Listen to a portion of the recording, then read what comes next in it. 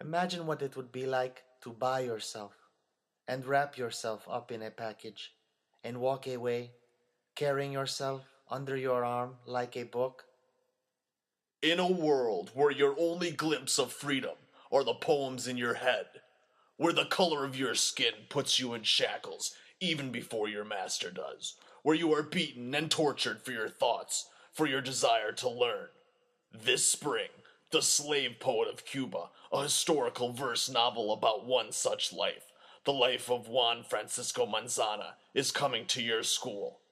Set in 18th century, we are transported to a strange world, a world where plantation owners treat human beings in unspeakable ways and steal their freedom with a signature across the page.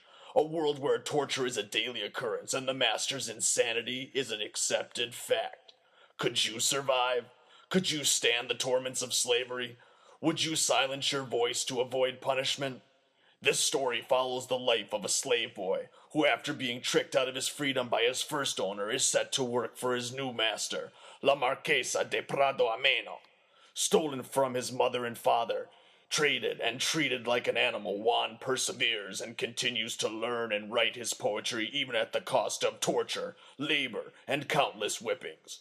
The language in this poetry takes you through contrasting imageries of mansions with lavish accommodations and women faces powdered in eggshell and rice, to the unpredictable life of the slave, the sugarcane fields, the sugar mill, and endless hardships. Through the darkness, Juan's experience comes the light and hope through his poetry. He never loses hope, not even when tied to a ladder, forced to count his whippings.